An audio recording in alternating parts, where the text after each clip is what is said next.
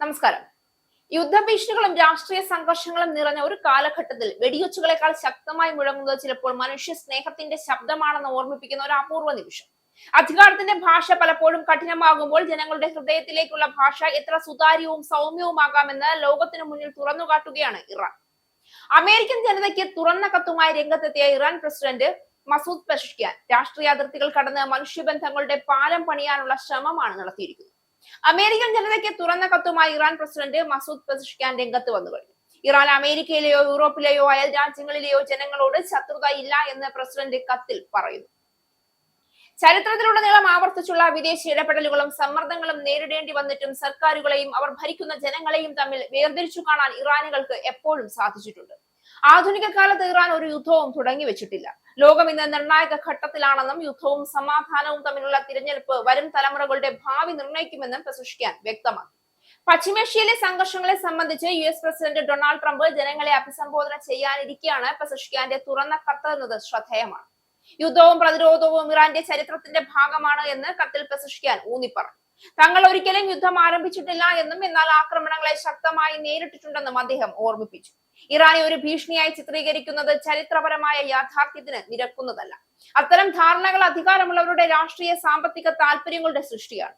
അക്രമങ്ങളെ ന്യായീകരിക്കാനും സൈനിക മേധാവിത്വം നിലനിർത്താനും ആയുധ വ്യവസായത്തെ പോഷിപ്പിക്കാനും തന്ത്രപ്രധാനമായ വിപണികളെ നിയന്ത്രിക്കാനും ഒരു ശത്രുവിനെ സൃഷ്ടിക്കേണ്ടത് അവരുടെ ആവശ്യമാണ്.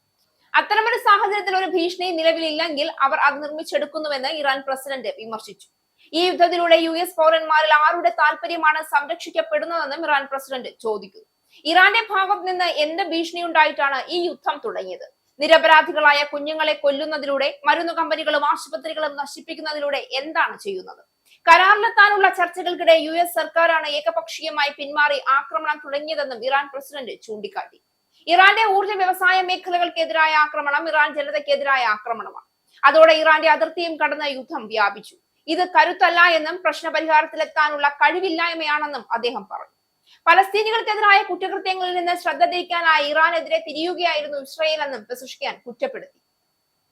ഇറാൻ ഭീഷണിയാണെന്ന തരത്തിൽ വ്യാഖ്യാനം സൃഷ്ടിച്ചു. ശരിക്കും അമേരിക്ക ഫസ്റ്റ് എന്ന് പറയുന്ന US ഭരണകൂടം ആർക്കാണ് മുൻഗണന നൽകുന്നതെന്നും അദ്ദേഹം ചോദിച്ചു. ഏറ്റുമുട്ടലിന്റെ പാത മുൻപത്തേക്കാൾ ചെലവേറിയതും ഫലശൂന്യവുമാണ് എന്ന് ഇറാൻ പ്രസിഡന്റ് പറഞ്ഞു വെച്ചു. യുദ്ധവും സമാധാനവും ഏത് വേണമെന്ന തിരഞ്ഞെടുപ്പ് വരും തലമുറകളുടെ ഭാവി നിർണ്ണയിക്കുമെന്നും പെസഷ്കിയാൻ കത്തിൽ വ്യക്തമാക്കി. സംഘർഷം ലഘൂകരിക്കാൻ കൃത്യമായ നടപടികൾ കത്തിൽ നിർദ്ദേശിച്ചില്ല എങ്കിലും സമാധാനമാണ് ആഗ്രഹിക്കുന്നതെന്ന സൂചനയാണ് അദ്ദേഹം കത്തിൽ നൽകിയത്.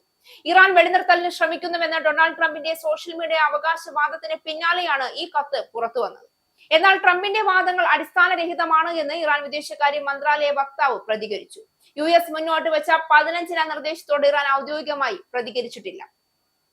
ഹോർമൂസ് കടലിടുക്ക് അടച്ചുപൂട്ടിയത് വഴി ആഗോള സമ്പദ് വ്യവസ്ഥയിലുണ്ടായ പ്രത്യാഘാതങ്ങളെ കുറിച്ച് ഇറാൻ പ്രസിഡന്റിന്റെ കത്തിൽ പരാമർശമില്ല എങ്കിലും ഇറാൻ നടത്തിയ സൈനിക നടപടികൾ സുരക്ഷയ്ക്കുള്ളതാണ് എന്ന് പ്രസിഡന്റ് വ്യക്തമാക്കുന്നുണ്ട്.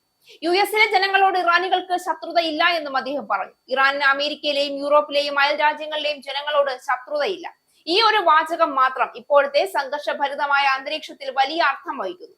രാജ്യങ്ങൾ തമ്മിലുള്ള അഭിപ്രായ വ്യത്യാസങ്ങൾ, ഭരണകൂടങ്ങളുടെ നയപരമായ ഏറ്റുമുട്ടലുകൾ ഇവയെല്ലാം ഉണ്ടെങ്കിലും സാധാരണ ജനങ്ങളോട് വൈരാഗ്യം പുലർത്തേണ്ടതില്ല എന്ന സന്ദേശമാണ് ഈ കത്തിലൂടെ ലോകം കേൾക്കുന്നത്. ശക്തമായ സൈനിക പ്രസ്താവനകളുടെയും ഉപരോധങ്ങളുടെയും നടുവിൽ ഈ മാനുഷിക ശബ്ദം ഒരു ആശ്വാസമായി മാറുകയാണ്. ഇത് തന്നെയാണ് അമേരിക്കൻ പ്രസിഡന്റ് ഡൊണാൾഡ് ട്രംപ് ഉയർത്തുന്ന കഠിന നിലപാടുകളുമായി വ്യക്തമായ വിരുദ്ധത സൃഷ്ടിക്കുന്നത്. ഇറാനെതിരെ ശക്തമായ മുന്നറിയിപ്പുകളും സൈനിക ഭീഷണികളും ഉയർത്തുന്ന ട്രംപിന്റെ ഭാഷ ഒരു ശക്തിയുടെ പ്രകടനം എന്നതിലുപരി ഭയവും സമ്മർദ്ദവും സൃഷ്ടിക്കുന്ന രീതിയിലാണ് പലരും വിലയിരുത്തുന്നത്. എന്നാൽ അതേ സമയത്ത് ഇറാൻ പ്രസിഡന്റ് ജനങ്ങളോട് നേരിട്ട് സംസാരിച്ച് ബന്ധം സ്ഥാപിക്കാൻ ശ്രമിക്കുന്നത് ശക്തിയുടെ മറ്റൊരു രൂപം മനുഷ്യത്വത്തിന്റെ ശക്തിയാണ് എന്നാണ് പ്രകടമാക്കുന്നത്. രാജ്യതലത്തിലുള്ള സംഘർഷങ്ങൾക്കിടയിൽ ജനങ്ങളുടെയും മനുഷ്യബന്ധങ്ങളുടെയും പ്രാധാന്യം ഓർമ്മിപ്പിക്കുന്നതാണ് ഈ നീക്കം. ശത്രുതയെ രാഷ്ട്രീയ തലത്തിൽ മാത്രം നിർത്തി മനുഷ്യരിലേക്ക് അത് പകരാതിരിക്കാനുള്ള ഉത്തരവാദിത്വം നേതാക്കൾക്കുണ്ട് എന്ന് ഈ കത്ത് വ്യക്തമാക്കുന്നു. യുദ്ധത്തിന്റെ ഭാഷയിൽ നിന്ന് സമാധാനത്തിന്റെ ഭാഷയിലേക്ക് മാറാൻ കഴിയുന്ന സാധ്യതകളെ ഇത് സൂചിപ്പിക്കുന്നു. സംഘർഷത്തിന്റെ ചൂട് കുറയ്ക്കാൻ കഴിയുന്നത് ചിലപ്പോൾ ഒരു വാക്കിനാലോ ഒരു സന്ദേശത്താലോ തന്നെയാകാം. അതിനാൽ തന്നെ ഈ തുറന്ന കത്ത് ഒരു രാഷ്ട്രീയ നീക്കം എന്നതിലുപരി മനുഷ്യ സ്നേഹത്തിന്റെ ഒരു ശാന്തമായ പ്രഖ്യാപനമായി ലോകം വായിച്ചെടുക്കുകയാണ്.